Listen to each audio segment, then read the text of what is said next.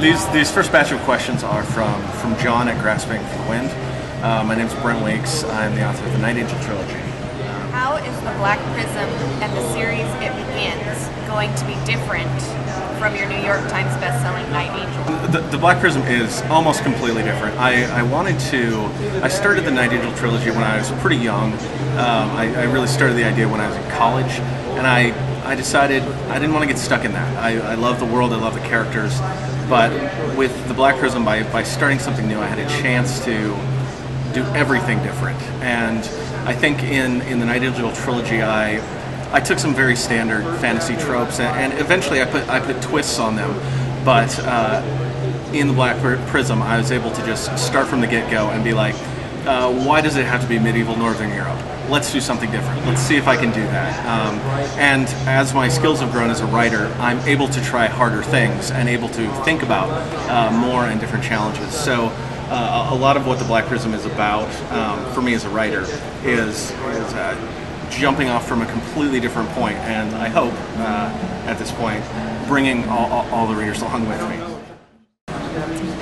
In the Black Prism, you create a complex magic system based on light and color. What was the genesis of this idea, and how did you extrapolate its complexities from that point? Oh, okay. There's about 12 different answers for this, but how about this time I pull this one out? The genesis for the idea was a college class I took called Quanta Astra et Deus, which was a class co-taught by a philosophy professor, a theology professor, and a scientist who'd assisted a Nobel Prize winner. So the idea of light and its total weirdness in science, how metaphors don't really fit light. It's a wave. No, it's not a wave. It's a particle. No, it's not a particle. You can do all sorts of crazy, weird things with light that don't fit anywhere else in our science or really even in our literature. And the ideas that entailed really, really fascinated me. So I've always been kind of drawn to that. And in this book, I thought, okay, let's take color magic, which is really familiar with anybody who's read a lot of fantasy, and let's do something kind of fun, kind of scientific with it, but still really, really magical, and kind of explore some of the weirdness. So that's part of it. You chose to make your primary character, Kip, a fat, ungainly, unattractive boy.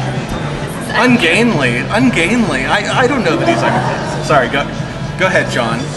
This is unusual in the epic fantasy genre. Why did you decide to describe Kip this way?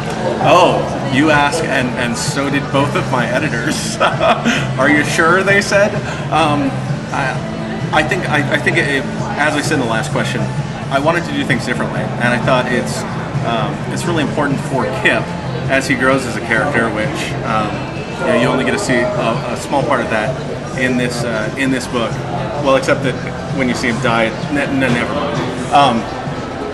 For Kip, it's an important part of his psyche, and his physique is an important part of his psyche, I guess you'd say. I wanted to have something different. I wanted to have Kip be an outsider. He never feels like he's part of things, and I think that makes him kind of endearing. He's not good at everything he tries. I get frustrated when I see characters that are good at stinking everything they do. They're so good. They're perfect, and I don't like them. So Kip, he's a smart guy.